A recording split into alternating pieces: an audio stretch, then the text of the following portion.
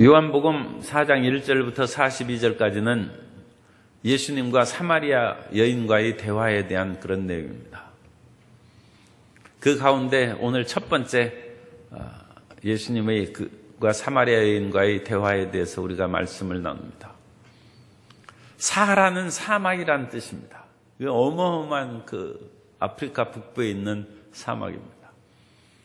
거기에서 비행기가 불시착해서 조종사가 겨우 살아남아서 비행기에서 내렸어요. 그래서 그 광활한 사막을 헤매고 다니는데 이게 웬일입니까? 어느 지역에 금은보화가 쌓여있는 거예요. 그래서 그 조종사가 너무 기뻐가지고 그 금은보화를 그 자루에 가득 담고 호주머니에도 금은보화를 가득 넣고 그렇게 걸어갔는데 사막에는 물을 마셔야죠. 그런데 그 금은보화 자루를 짊어지고 온몸에 금덩이 은덩이에 보석을 넣고 다니는데 이 거추장스러워 견딜 수가 없어요. 그래서 마음에 생각합니다.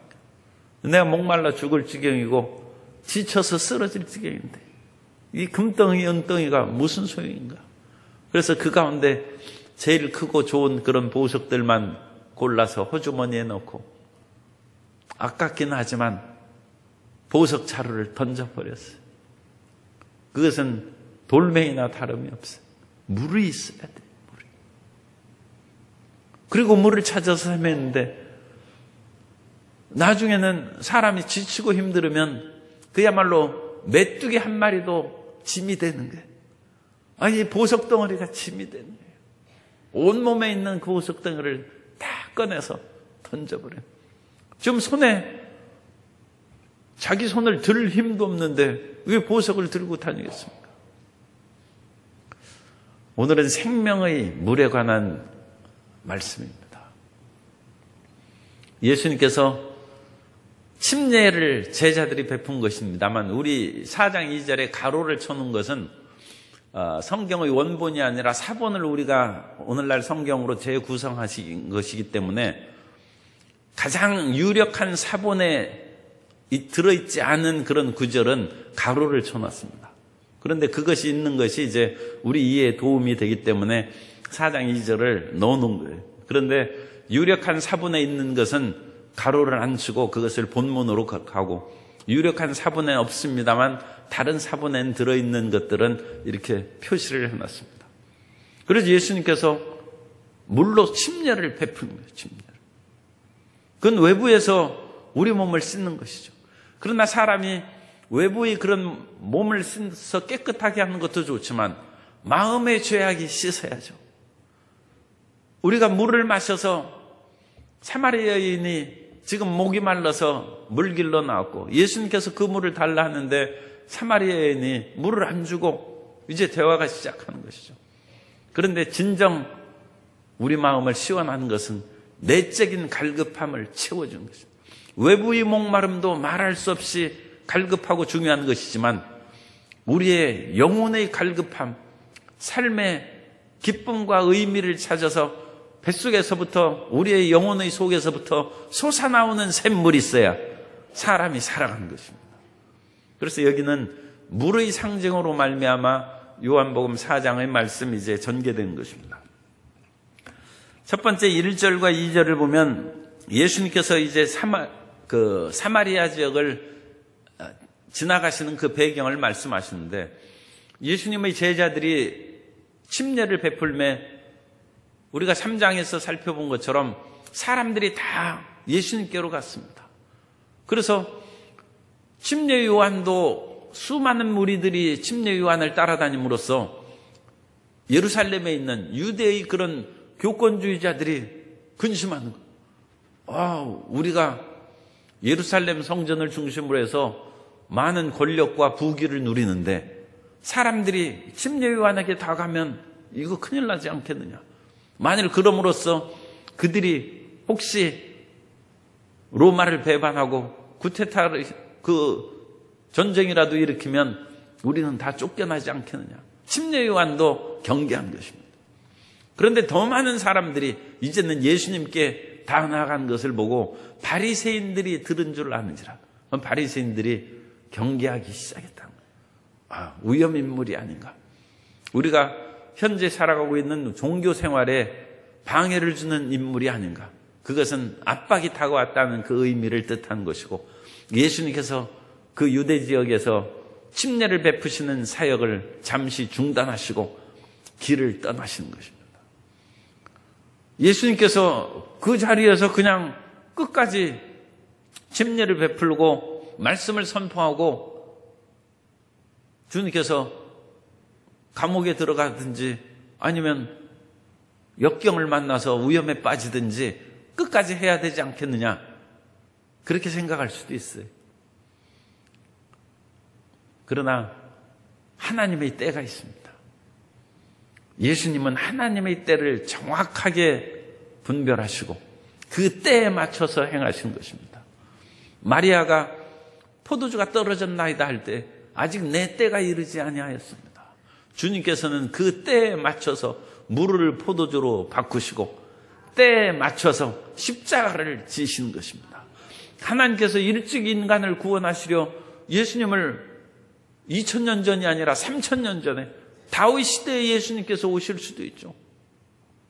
그러나 하나님의 때에 맞춰서 마지막 때 그 아들 독생자를 보내신 것처럼 예수님께서도 하나님의 때에 맞춰서 그 모든 것을 수행하신 것입니다.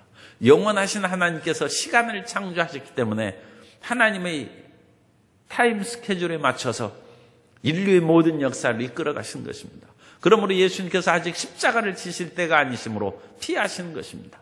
그래서 사마리아를 통하여서 갔는데 1세기 유대 역사가인 요세푸스의 기록에 의하면 사람들이 급할 때에는 사마리아인들하고는 상종을 안 한다고 그랬죠. 그런 사람들을 공연히 지나가면서 물 사 먹고 거기에서 밥 사 먹고 그러면 마음이 불편한 거예요. 참 사마리아도 이 지역성의 그런 그 갈등이 있는 것이죠. 그러니까 이 유대인들이 사마리아인들을 안 만나고 거기에서 일부러 여리고로 내려가서 요단강을 건너고 요단강 동편 지역으로 쭉 북으로 올라가서 다시 요단강을 또 건너서 갈릴리 지역으로, 그러니까 삥 돌아가는 것이죠. 그런데 급할 때는 직선길로 쭉 해서 산지길로 해서 쭉 올라가면 유대 산지를 넘어서 에브라임 산지를 거쳐서 사마리아 지역을 통과하는 것입니다. 그러면 사흘이면 갈 수 있습니다. 사흘이면. 한 직선거리로 한 100km 정도가 넘는데 그건 사실 상당히 빠른 걸음이죠. 사람이 통상적으로 하루에 한 30km 정도 걸어갑니다. 그러나 어쨌든 간에 급한 길이기 때문에 사흘길이면 예루살렘에서 갈릴리 지역으로 들어갈 수 있다. 그리고 예수님께서는 그 지역을 사마리아 지역을 가시는데 사실 예수님께서는 사마리아 지역을 빨리 도피하심으로 일부러 가시는 것이 아니라 4장의 그 뒤에 있는 말씀을 보면 4장 42절에 그 여자에게 말하되 이제 우리가 믿는 것은 내 말로 인함이 아니니 이는 우리가 친히 듣고 그가 참으로 세상의 구주신 줄 알미라 했더라. 사마리아인들, 수가 있는 사람들을 예수님께서 복음을 전파하고 구원을 얻도록 하나님의 섭리에 따라서 사마리아 지역을 지나가신 것입니다.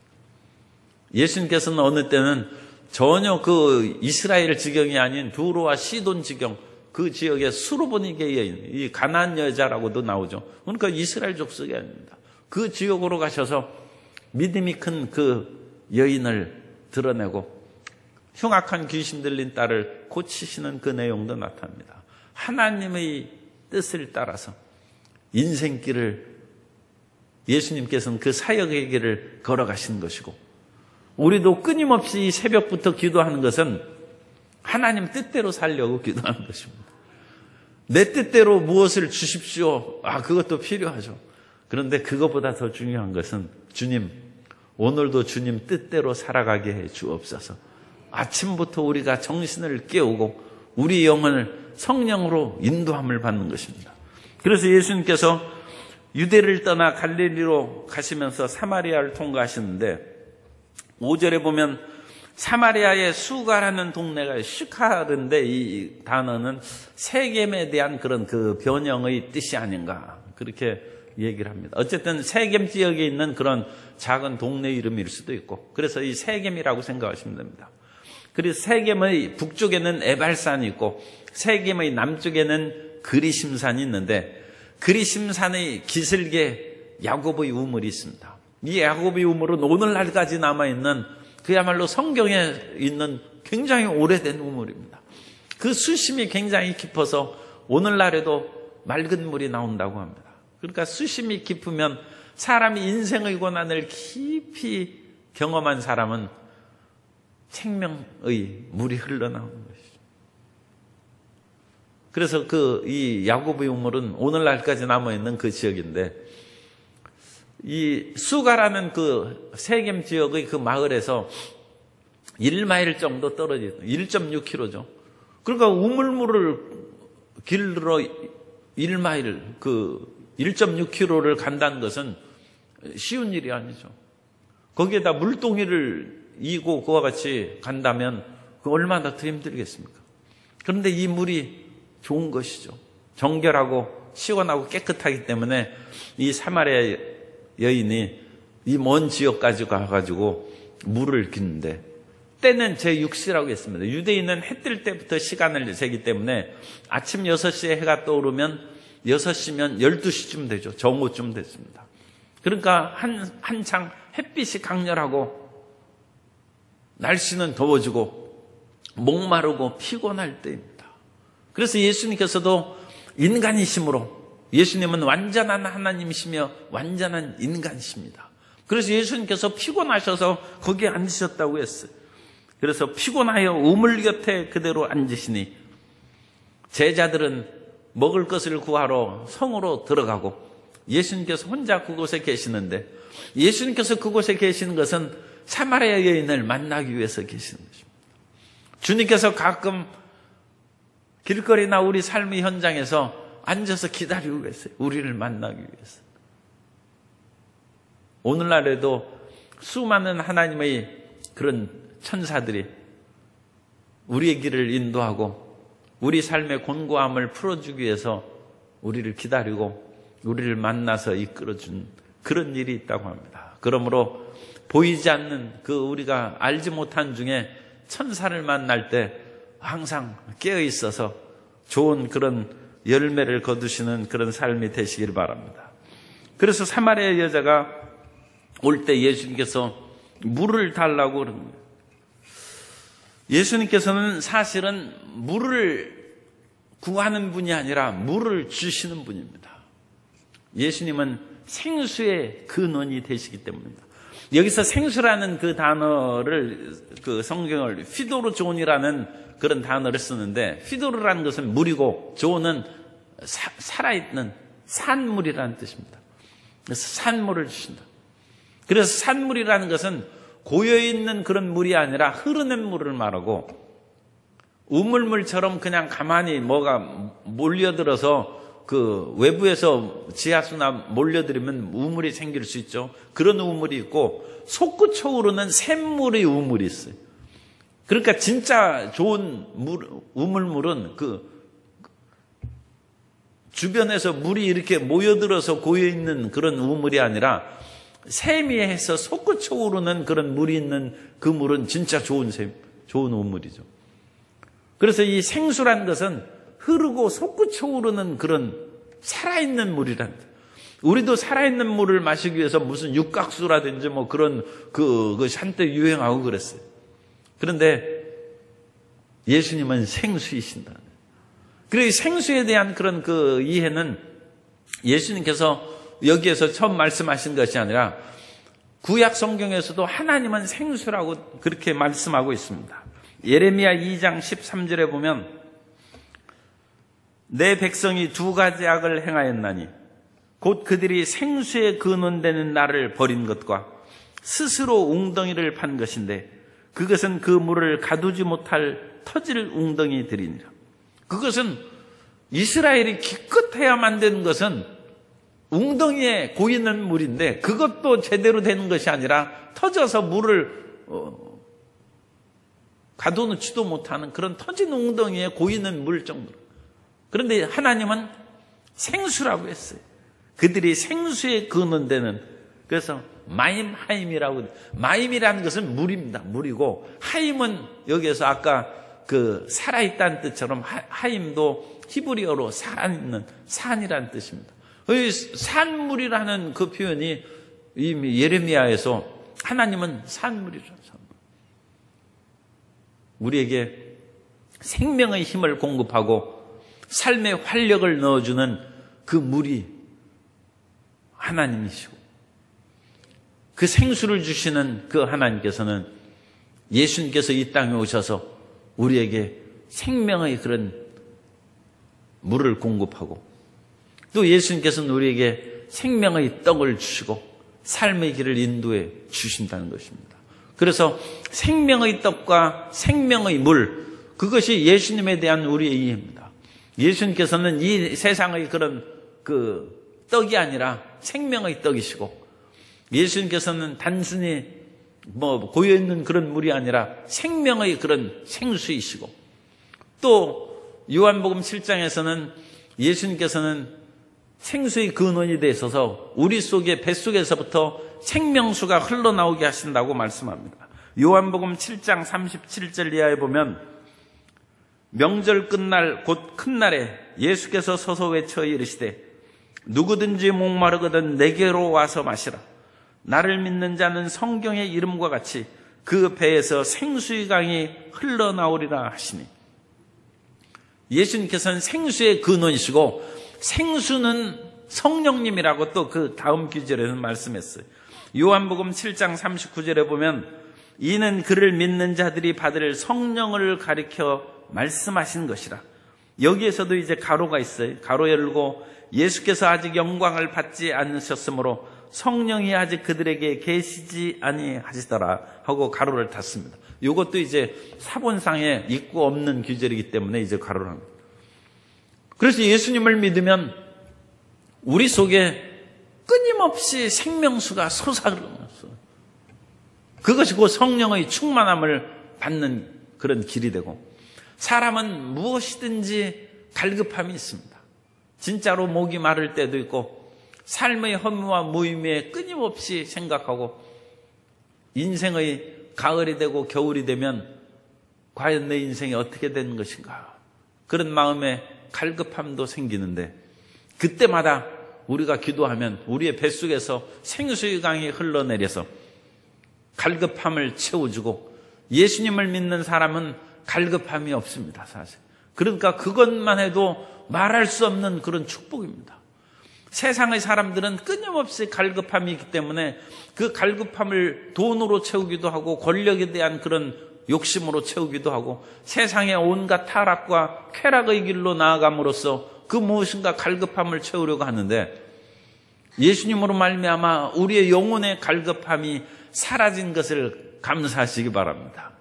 그런 목마른 것으로 인하여 끊임없이 죄악과 정욕의 길로 치달려 날아가면 얼마나 고통스럽고 피곤한 인생이 되겠습니까? 그런데 주님께서 그 갈급함을 채워주신 것입니다. 그런데 이 사마리아 여인은 예수님께 물을 주지 않고, 유대인과 사마리아는 상종하지 않는데 왜 우리에게 물을 달라고 합니까? 그래서 사마리아 사람들은 우리가 이제 아는 것처럼 이스라엘이 아수르에게 정복을 당했습니다. 주전 722년에. 그래서 아수르 왕이 이스라엘에 있는 그런 백성들을 많이 다 사로잡아서 아수르의 여러 지역으로 이주를 시켰어요. 모반하지 못하도록. 그리고 그 지역에 있는 사람들을 또 한 5지역을 얘기합니다. 열왕기하 17장 24절에 보면, 아수르 왕이 바벨론과 구다, 아와, 하맛, 스발와임에서 사람을 옮겨다가 이스라엘 자손을 대신하여 사마리아 여러 성읍에 두매 그들이 사마리아를 차지하고 그 여러 성읍에 거주하니라. 그래서 이 5 족속이 들어왔어요. 그런데 이 5 족속을 다음 달에 이제 이 사마리아인의 대화에 대해서 하는데, 이 사마리아인이 5 남편을 뒀다는 거하고 상징성으로 연결시키는 그런 견해도 있습니다. 그래서 어쨌든 이 5 민족이 들어왔어요. 그래서 사마리아 여인은 온갖 돈 많은 사람, 정치가, 권력가, 그런 여러 미남, 그런 사람들하고 5 종류의 사람과 결혼했다. 그렇게 할 수도 있고, 이 5 부족하고 결혼했어요. 외국 사람 5 부족하고 결혼한 그런 사마리아인, 그런 식으로도 이제 생각하는 견해가 있습니다.